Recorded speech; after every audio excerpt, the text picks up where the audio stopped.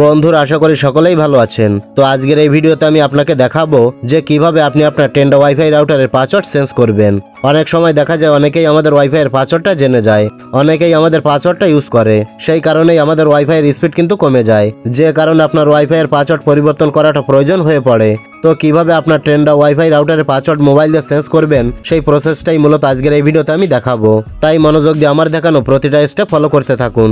তো মূল ভিডিওটিতে যাওয়ার আগে একটা কথাই বলবো, আপনি যদি এখনো আমাদের এই চ্যানেলটি সাবস্ক্রাইব না করে থাকেন তাহলে অবশ্যই চ্যানেলটি সাবস্ক্রাইব করে সাথেই থাকবেন। তো দেরি না করে চলুন আপনাকে দেখিয়ে দিই কিভাবে টেন্ডা ওয়াইফাই রাউটারের পাসওয়ার্ড পরিবর্তন করতে হয়। ওকে, তো আপনার টেন্ডা ওয়াইফাই রাউটারের পাসওয়ার্ড পরিবর্তন করার জন্য আপনি যেটা করবেন, আপনি যে কোনো একটা ব্রাউজারে চলে যাবেন। তো আমি ক্রোম ব্রাউজারে চলে যাচ্ছি, আপনিও চাইলে ক্রোম ব্রাউজারে আসতে পারেন। তো ক্রোম ব্রাউজারে আসার পর এখানে আপনার রাউটারের অ্যাডমিন প্যানেলটা লগ করতে হবে। তার জন্য আপনি এই সার্চ বারে ক্লিক করে এখানে লিখবেন 192.168.0.1। এই সংখ্যাগুলো আপনাকে এখানে লিখতে হবে, তবে এখানে কোনো স্পেস দেবেন না। ভালোভাবে দেখেন, এখানে লিখবেন 192.168.0.1। এটা কিন্তু টেন্ডা রাউটারের অ্যাডমিন নাম্বার। তো এটা লেখার পর সার্চ করে দেবেন। সার্চ করার সাথে সাথে এরকম একটি ইন্টারফেসে নিয়ে আসবে। তো এখন এখানে আপনার ওয়াইফাই রাউটারের অ্যাডমিন প্যানেলের যে পাসওয়ার্ডটা রয়েছে সেই পাসওয়ার্ডটা এখানে দিতে হবে।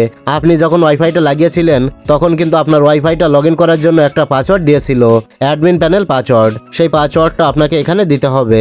তো আমি পাসওয়ার্ডটা দিয়ে দিচ্ছি। পাসওয়ার্ডটা দেওয়ার পর লগ করবেন। লগ করলে আপনার সামনে ঠিক এরকম একটি ইন্টারফেস শো হবে।